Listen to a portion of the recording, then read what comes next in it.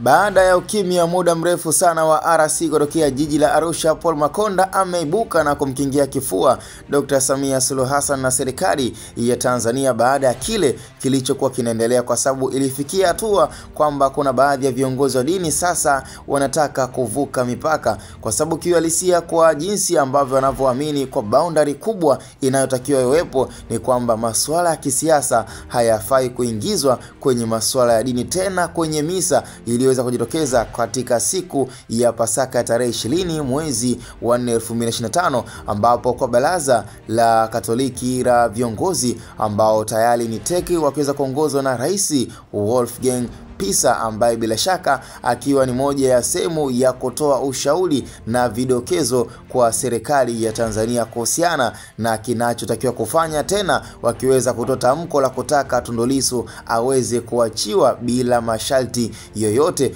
na huku akiwataka pia viongozi wa serikali waweze kukaa chini mezani na kuyajenga, kama ni swala kufanya marekebisho ya katiba basi waweze kufanya. Ni kauli ambazo tumeweza kuzinukuu kutoka kwa viongozi wa kidini ambao waliweza kuzungumzia sakata hilo, na huku wakiweza kulenga haswa amani iweze kutawala, basi inabidi warudi tena mezani. Basi kwa kauli hizo ambazo watu wengi sasa wakaona kwamba ni wakati sahihi kabisa wa Paul Makonda na yeye kuzungumza kitu, na of course kama tu watu waliweza kutabiri vyema na tukaweza kusikiliza kile kilichoweza kuzungumzwa na RC Paul Makonda katika moja ya semina kubwa ya kuweza kuzungumza na viongozi, na akiwa kwenye mkutano ambao tayari na yeye aliweza kutoa wito na kuwaomba viongozi wa dini kwamba inapofika kwenye swala kuzungumza masuala ya dini, basi acha waendelee kuzungumza masuala ya dini na sio kuinterrupt, yani kuinterconnect masuala ya dini na masuala ya kisiasa.